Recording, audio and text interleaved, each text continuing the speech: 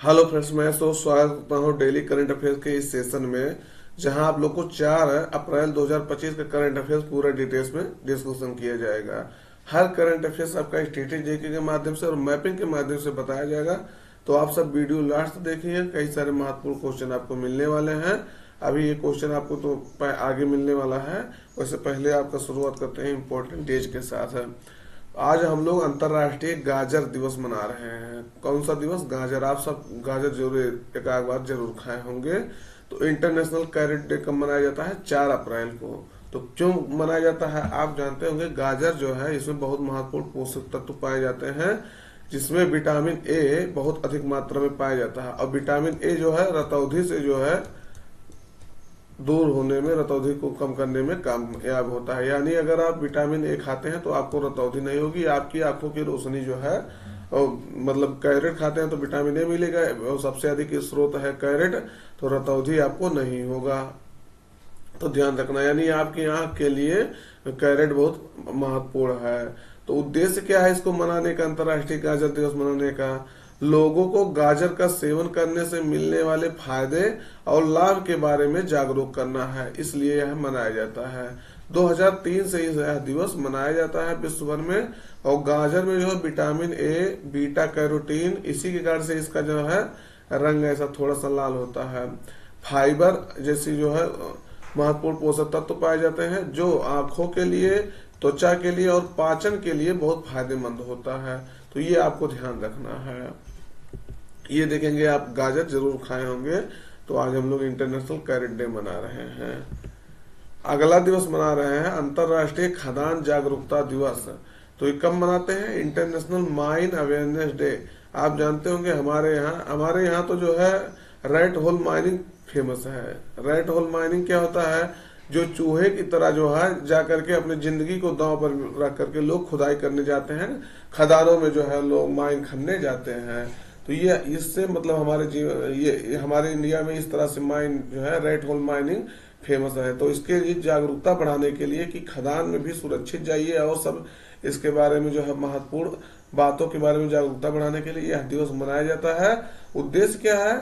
जो बारूदी सुरंग के कारण नागरिक आबादी की सुरक्षा, स्वास्थ्य और जीवन को जो है होने वाले खतरे के बारे में जागरूकता फैलाना है और राज्य सरकारों को बारूदी सुरंगों को हटाने के कार्यक्रम विकसित करने के लिए प्रोत्साहित करना है। तो इसलिए यह दिवस मनाया जाता है। थीम है सेफ फ्यूचर स्टार्ट हेयर, यानी सुरक्षित भविष्य यहीं से शुरू होता है। तो इस थीम के तहत यह दिवस मनाया जा रहा है, तो इसको ध्यान रखना है, ये आपके लिए महत्वपूर्ण होता है। अगला क्वेश्चन देखना है, देखते हैं हम लोग। माउंट कंचनजंगा आपको बताना ये कहाँ है पहले। कि संयुक्त भारत नेपाल अभियान का नेतृत्व कौन कर रहा है? तो देखेंगे ये महत्वपूर्ण इसलिए है क्योंकि माउंट कंचनजंगा के लिए एक अभियान हम लोग शुरू किए हैं। वो भी कौन? भारत और नेपाल दोनों मिल करके शुरू करे हैं। तो दो देश द्वारा जो है मिलकर संयुक्त रूप से इस अभियान को शुरू किया गया। तो ये अभियान जो है इसका नेतृत्व कौन कर रहा है ये बताना है। तो विकल्प में है colonel Manoj Joshi, colonel Sarfaraz Singh, colonel Deepak Rawat, major Rajiv Sharma.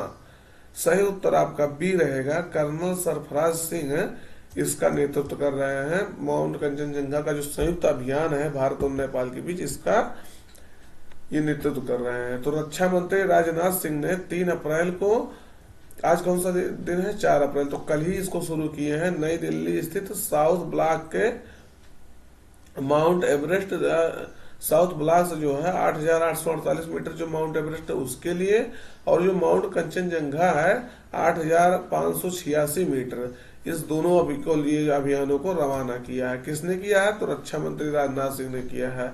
अब इस पे क्या करना है? इस पे चढ़ाई करना है दोनों पर्वतों पर। तो माउंट एवरेस्ट आप जानते होंगे विश्व का सबसे ऊंचा चोटी है जो नेपाल में स्थित है। और माउंट कंचनजंगा ये आपका कहाँ है? ये आपका सिक्किम में है।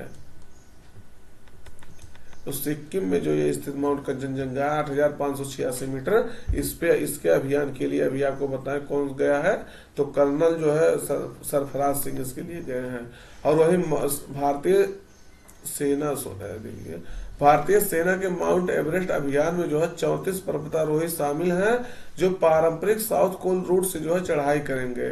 और इस दल का नेतृत्व जो है कौन कर रहा है, कर्नल मनोज जोशी कर रहे हैं, जो माउंट एवरेस्ट के लिए है 8,848 मीटर के लिए। वहीं देखेंगे माउंट कंचनजंगा जो है उसके लिए संयुक्त जो अभियान है भारत और नेपाल का अभियान, उसमें भारतीय सेना के 12 और नेपाली सेना के 6 पर्वतारोही भाग ले रहे हैं। और जिसका नेतृत्व कौन करेगा, तो भारतीय सेना के कर्नल सरफराज सिंह इसका जो है नेतृत्व करेंगे। ये आपसे हम पहले ही बता दिए, तो याद रखना है। आपको ये बताना है ये माउंट कंचनजंगा जो है किस श्रेणी में, माउंट कंचनजंगा नहीं है वैसे, कंचनजंगा सिर्फ है, किस श्रेणी में यूनेस्को की साइट बनी है, मतलब 3 साइट होता है ना, तो ये आपको बताना है। कल्चर के रूप में है, कल्चरल है कि जो है नेचुरल है कि कैसा है, क्योंकि दोनों है, 21 श्रेणी में जो है यूनेस्को का साइट बना हुआ है। अगला है स्टार्टअप महाकुंभ 2025 का उद्घाटन किसके द्वारा किया गया है।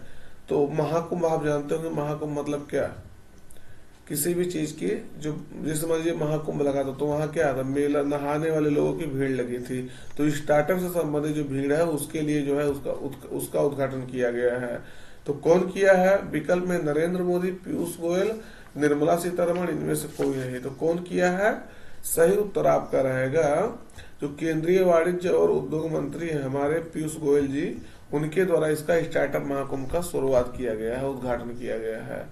तो केंद्रीय वाणिज्य एवं उद्योग मंत्री श्री पीयूष गोयल ने 3 से लेकर के 5 अप्रैल तक भारत मंडपम नई दिल्ली में जो है आयोजित होने वाले स्टार्टअप महाकुंभ के दूसरे संस्करण का उद्घाटन किए हैं। ये पहला पिछला वर्ष हो चुका है, अब की वर्ष ये दूसरा संस्करण है। उद्देश्य क्या है इस जो है स्टार्टअप महाकुंभ का, तो भारत की आर्थिक वृद्धि में तेजी लाना। कैसे स्टार्टअप भारत की आर्थिक वृद्धि में महत्वपूर्ण भूमिका निभा सकते हैं, योगदान क्या दे सकते हैं, उसको बढ़ावा देना तथा दुनिया को भारत की उभरती कहानी से परिचित कराना, इस उद्देश्य से इसको जो है स्टार्टअप महाकुंभ को आयोजित किया जा रहा है। इसका उद्घाटन पीयूष गोयल केंद्रीय वाणिज्य एवं उद्योग मंत्री ने किया है। अगला क्वेश्चन है, भारतीय रिजर्व बैंक का नया डिप्टी गवर्नर के रूप में किसे नियुक्त किया गया है। तो ये अभी आपको बताना है किसे नियुक्त किया गया है। क्या है डिप्टी गवर्नर, आपको ये जानकारी होना चाहिए कि वर्तमान में संजय मल्होत्रा जी क्या है, आरबीआई के गवर्नर हैं, और 4 लोग, एक गवर्नर होता है, 4 जो है क्या होता है, डिप्टी गवर्नर होता है। ये चीज आपको ध्यान रखना है। और चारों सीट अभी जो है क्या हो गई है, फुल हो गई है, यानी अभी 4 डिप्टी गवर्नर इस पे कार्य कर रहे हैं, और एक जो है गवर्नर संजय मल्होत्रा, यो शक्तिकांत दास के स्थान पे भी कुछ दिन पहले ही नियुक्त होकर आए हैं।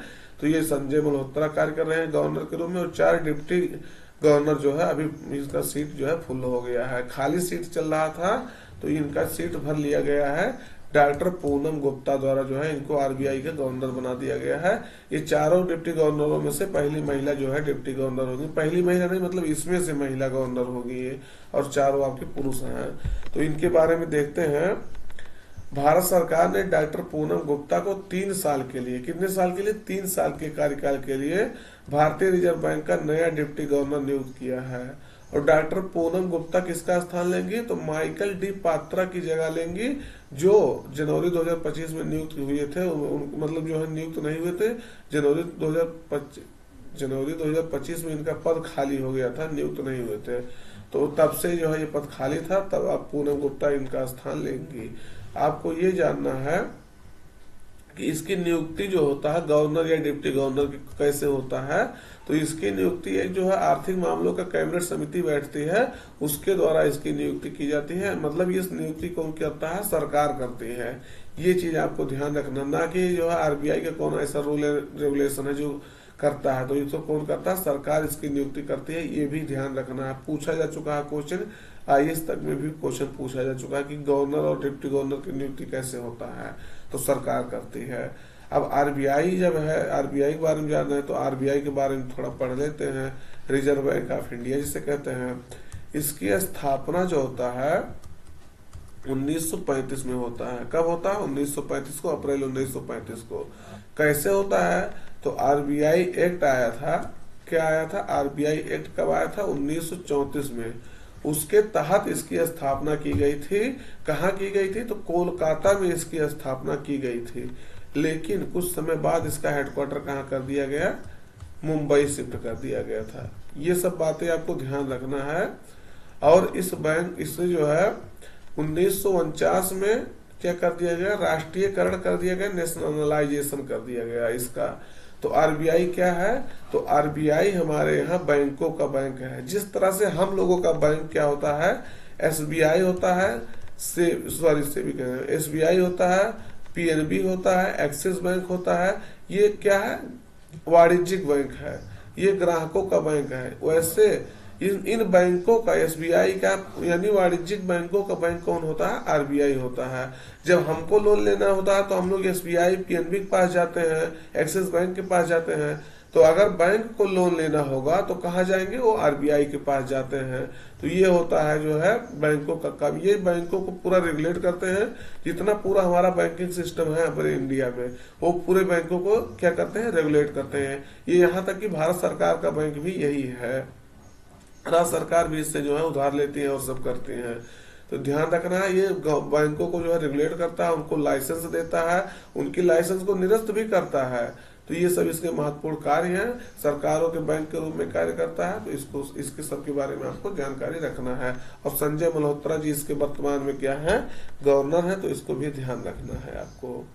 ये है आपके जो है डॉक्टर पूनम जी, पूनम गुप्ता जी, तो इनको जो है आरबीआई का गवर्नर, डिप्टी गवर्नर नियुक्त किया गया है। अगला है, किस भारतीय को अंतर्राष्ट्रीय मुद्रा कोष यानी इंटरनेशनल मॉनेटरी फंड का प्रबंध निदेशक की सलाहकार परिषद में नियुक्त किया गया है। तो किस भारतीय को नियुक्त किया गया है ये आपको बताना है। कहा गया कि वो भी जो इंटरनेशनल लेवल की बॉडी है उसमें नियुक्त किया गया है। तो एन चंद्रशेखरन को, विजय शेखर शर्मा को, शक्तिकांत दास को, सुनील मेहता को, किसको नियुक्त किया गया है, प्रबंध निदेशक के सलाहकार परिषद में। तो टाटा सन्स के चेयरमैन हैं एन चंद्रशेखरन, उनको नियुक्त किया गया है। तो देखते हैं इसके बारे में। टाटा संघ के अध्यक्ष हैं एन चंद्रशेखर को उद्यमिता और विकास पर अंतर्राष्ट्रीय मुद्रा कोष के प्रबंध निदेशक की सलाहकार परिषद में क्या किया गया है, अपॉइंट किया गया है, नियुक्त किया गया है। आईएमएफ यानी इंटरनेशनल मॉनेटरी फंड की प्रबंध निदेशक क्रिस्टलीना जॉर्जिया है, ये भी ध्यान रखना है आपको। उनके जो नेतृत्व वाली इस परिषद का उद्देश्य क्या है, तो वैश्विक स्तर पर नवाचार लाना है, इनोवेशन, उद्यमिता, एंटरप्रेन्योरशिप और सतत आर्थिक विकास, सस्टेनेबल इकोनॉमिक डेवलपमेंट का समर्थन करने वाले व्यापक आर्थिक और वित्तीय नीतियों को बढ़ावा देना है। इस उद्देश्य से जो है इनको नियुक्ति किया गया है, इनकी एन चंद्रशेखरन। तो ये कौन है, टाटा सन्स के अध्यक्ष हैं। ध्यान रखना है, इनको किसी देश का अवार्ड भी मिला है। कहाँ का मिला है, यूके का मिला था शायद, आप इसको कंफर्म कर लीजिएगा। इसे ये महत्वपूर्ण पर्सनालिटी है। अब आईएमएफ के बारे में जो है न्यूज है, तो आईएमएफ के बारे में जो है वैसे नहीं होगा तो हम इसको कल आपको पूरा डिटेल्स में बता देंगे, क्योंकि यहाँ की नागरिकता मिला था। तो आईएमएफ के बारे में आपको बताना है, जानना है। तो आईएमएफ की स्थापना जो होती है 1944 में हुई थी। कब हुई थी, 1944 में। इसका हेडक्वार्टर देखेंगे तो यूएसए की जो राजधानी है वाशिंगटन डीसी। कहाँ है, वाशिंगटन डीसी। तो इसका हेडक्वार्टर वही है, ये आपको ध्यान रखना है। इसमें अगर देखेंगे तो 191 मेंबर्स, सदस्य इसके जो है सदस्य हैं, 191 कंट्रीज इसके क्या है, सदस्य हैं। ये आपको ध्यान रखना है। तो आईएमएफ से नाम से तो पता चल रहा होगा, अंतर्राष्ट्रीय मुद्रा कोष है, अंतर्राष्ट्रीय स्तर पर जो है लोन देती है। तो ध्यान रखना है ये। अगला क्वेश्चन देखते हैं, ये है देखेंगे आपके एन चंद्रशेखरन जी। दोस्त वीडियो अपने मित्रों तक जरूर शेयर कर दीजिएगा और चैनल सब्सक्राइब कर लीजिएगा।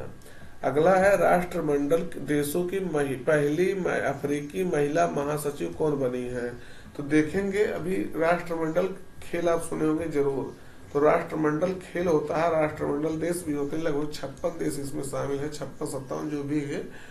तो उसमें जो है उस देशों की पहली अफ्रीकी महिला महासचिव कौन बनी है राष्ट्रमंडल देशों के।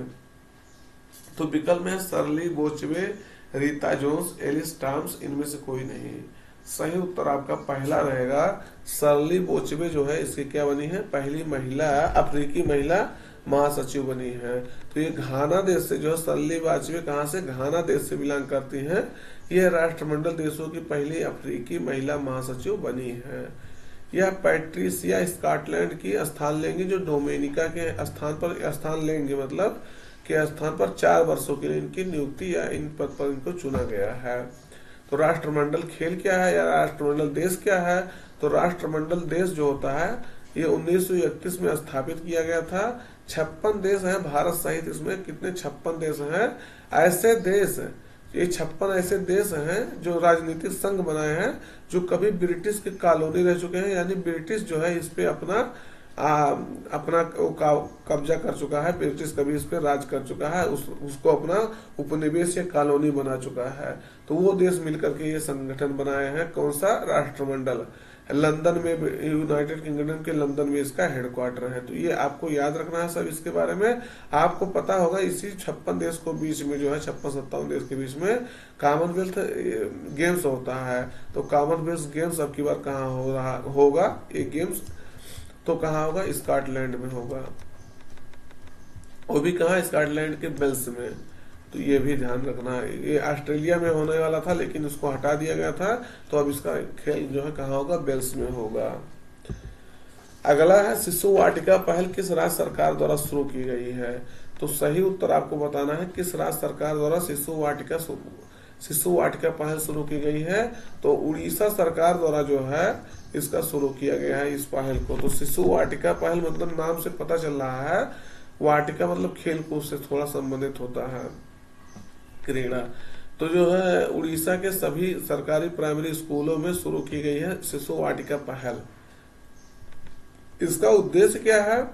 जो प्री स्कूल क्लास होता है, मतलब जो स्कूल के पहले जो है एलकेजी यूकेजी जो पढ़ते हैं, उसमें जो 5 से 6 साल के बच्चों के लिए शिशु वाटिका नाम से एक खास कक्षा होगी। तो शिशु वाटिका मतलब बच्चों को वहाँ खेल सिखाया जाएगा, खेल के माध्यम से उनको सिखाया जाएगा, खेल खेल में उनको जो अनुशासन सिखाया जाएगा, मतलब पूरा खेल के माध्यम से एक उनका डेडिकेटेड क्लास रहेगा और उनको खेल को बढ़ावा देने मिलेगा, जिससे अभी बच्चों में जो मोटापा है और सब चीजें जो परेशानियां आ रही हैं, मोबाइल से जो है खेलने की आदत है, वो सब जो है धीरे धीरे कम होगी। तो बहुत अच्छा पहल है शिशु वाटिका पहल। हर राज्य सरकार को उसको शुरू करना चाहिए। खेल से के माध्यम से सिखाया जाएगा। पढ़ाई जो है उसको मजेदार बनाने के लिए खेल और कहानियों का उसमें ज्यादा से ज्यादा प्रयोग किया जाएगा। इसके लिए क्या होगा? टीचरों का भी जो है प्रशिक्षण किया जाएगा, कैसे खेल के माध्यम से बच्चों को सिखाया जा सके। अगला है वंदना कटारिया ने संन्यास की घोषणा किया है, संन्यास ले लिया है। तो ये किस खेल से संबंधित थी जो अभी जो है संन्यास की घोषणा कर दी है या ले ली है संन्यास? तो सही उत्तर आपको बताना है। अगला है बैडमिंटन, मतलब विकल्प है बैडमिंटन, हॉकी, टेनिस, क्रिकेट। तो सही उत्तर आपका रहेगा ये हॉकी के बहुत प्रसिद्ध खिलाड़ी हैं। इनके नाम से कई ऐसी उपलब्धियां हैं जो पहली बार ये कोई हासिल किया है। तो हॉकी की प्रसिद्ध खिलाड़ी हैं वंदना कटारिया, संन्यास ली हैं। ये भारतीय महिला हॉकी के इतिहास में सबसे ज्यादा अंतर्राष्ट्रीय मैच खेलने वाली क्या है? महिला खिलाड़ी हैं। ये भी ध्यान रखना है। 320 मैचों में 158 अंतर्राष्ट्रीय गोल ये कर चुकी हैं। टोक्यो ओलंपिक 2020 में ये क्या की हैं? ओलंपिक हॉकी इतिहास में हैट्रिक बनाने वाली पहली और एकमात्र भारतीय महिला बनी है। अभी तक कोई महिला जो है हैट्रिक नहीं लगाया है। तो ये इनकी जो है महत्वपूर्ण उपलब्धियां ये है, इसको ध्यान रखना है। इन्हें अर्जुन अवार्ड 2021 में मिल चुका है, पद्म श्री 2022 में मिल चुका है। दोस्तों आज का सेशन यहीं पर रखते हैं। आज का सेशन हो गया आपका खत्म। देखेंगे वीडियो शायद थोड़ा सा लेट जरूर जाएगा, क्योंकि आज हमारा पीपीटी जो है पीडीएफ में कन्वर्ट ही नहीं हो रहा था। तो मैं इसको किसी तरह से इधर उधर करके दूसरे से करवा करके मैं इसको किया हूँ, मतलब वीडियो शेयर ही नहीं हो रहा था पीडीएफ के माध्यम से। तो इसकी वजह से कई सारे, थोड़ा सा देखिएगा टेक्निकल काम में आप कितना भी अपने समय से रहिए, थोड़ा सा जब टेक्निकल इशू आ जाता तो आदमी का हाथ पांव बच जाता है। तो मैं उतना टेक्निकली जो है इनहेंस्ड भी नहीं हूँ, बहुत ज्यादा मेरे अंदर टैलेंट भी नहीं है टेक्निकल से संबंधित, तो इसीलिए थोड़ा सा प्रॉब्लम होती है कभी कभी।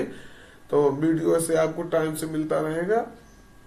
आप अपने मित्रों तक इसको शेयर कर दीजिएगा, चैनल को सब्सक्राइब कर लीजिएगा। देखिएगा दोस्त, जानकारी बहुत आपको जो है एकदम सॉलिड दिया जाता है। इसको आप अपने मित्रों तक एक बार देखेंगे तब बताएंगे कि कहाँ सही जानकारी है। तो मिलते हैं नए सेशन में। Thank you.